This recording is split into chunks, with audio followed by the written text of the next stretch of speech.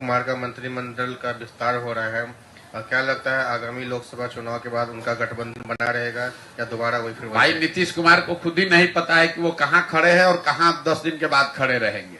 पिछले 7 महीना से जब आप लोग उनको प्रधानमंत्री का उम्मीदवार बना रहे थे, इंडिया का संयोजक बना रहे थे, तब भी मैं कह रहा था कि नीतीश कुमार भागने वाले हैं कि वो खिड़की खोल के बैठे हुए भाजपा में भागेंगे, अगर नहीं भागेंगे तो इनको 5 सीट नहीं मिलेगा। जैसे पता चला लोकसभा नजदीक आया, डर के मारे ये आदमी भागा फिर भाजपा में। अब भाजपा की मदद से जीत जाएंगे कुछ सीट, जीतने के बाद फिर बादशाह बनने लगेंगे कि अब हमसे ज्यादा पॉपुलर कोई नेता नहीं है। सच्चाई ये है कि नीतीश कुमार की राजनीतिक पारी का अंत हो गया है, ये अंतिम दौर चल रहा है। जब तक कुर्सी पर हैं 1 महीना 2 महीना साल भर, अगले चुनाव तक हाथ पांव मार लें, समीकरण बना लें। अगला लोग जब विधानसभा का चुनाव होगा तो चाहे वो भाजपा के साथ लड़े कि महागठबंधन के साथ लड़े कि अकेले लड़ जाए, नीतीश कुमार के दल जदयू को ये घोषणा अभी कर देते हैं। लोकसभा के बारे में कहे थे तो भागे डर के मारे, अभी घोषणा कर देते हैं जदयू को 20 सीट नहीं आएगा।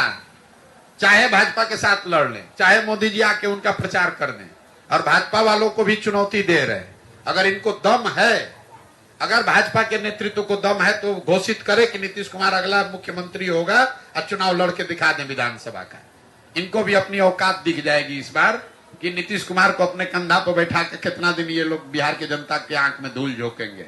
पिछले ही बार बिहार की जनता ने 42 पे उतार दिया था, इस बार इतना नीचे कर देगा कि भाजपा चाहेगी भी तो कुछ नहीं कर सकती है।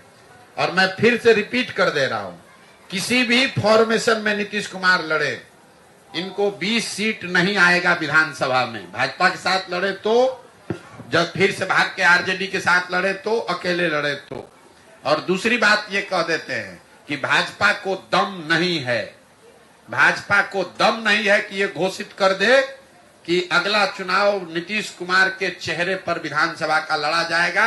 अगर ये घोषित कर देंगे तो उनके समर्थन में हम खड़ा हो जाएंगे। नहीं कर सकता। उनको भी मालूम है कि नीतीश कुमार का नाम अगर घोषित किया तो बिहार का जनता सिरे से साफ कर देगा। नीतीश को तो साफ करेगा, उनको भी कर देगा।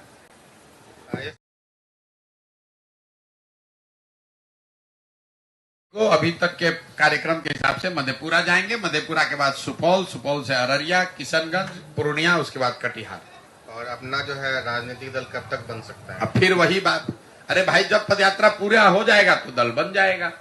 इस पदयात्रा का किलोमीटर और दिन निश्चित नहीं है, इसके उद्देश्य निश्चित है, इसका लक्ष्य निश्चित है। वो लक्ष्य को पूरा करने में कभी 20 दिन लगता है। मान लीजिए हम सोच कर आए कि सहरसा में ये काम को 20 दिन में कर लेंगे, लेकिन अगर 24 दिन भी लगेगा तो हमारे लिए ये जरूरी है कि वो काम हो, बजाय इसके कि 20 दिन में जल्दी से पूरा करके मधेपुरा पहुंच जाए। हमारे लिए पदयात्रा कोई किलोमीटर पूरा करने का रिले रेस नहीं है, मैराथन नहीं है। नहीं तो हम देखिए कितने बड़े बेवकूफ है, 18 महीना से चल रहे हैं, अभी आधे बिहार चल पाए हैं। यहाँ का नेता लोग 1 महीना में पूरा बिहार का दौरा कर लेता है। राहुल जी 6 महीना में पूरा देश चल दिए। बीच में छुट्टी भी लेते हैं लोग, अमेरिका भी जाते हैं, घर भी जाते हैं। हम घर भी नहीं जाते हैं, कहीं छुट्टी भी नहीं लिए, फिर भी 18 महीने हो गए, अभी आधा बिहार ही कर पाए। इसलिए कि हमारा काम करने का तरीका दूसरा है, हम उनके जितना होशियार नहीं है। अभी तेजस्वी यादव आए, उन्होंने 7 दिन में पूरा बिहार कर दिया। उससे पहले आपने देखा नीतीश कुमार ने 1 महीने में पूरे बिहार का समाधान कर दिया। राहुल जी ने 6 महीना में पूरा देश सुधार दिया।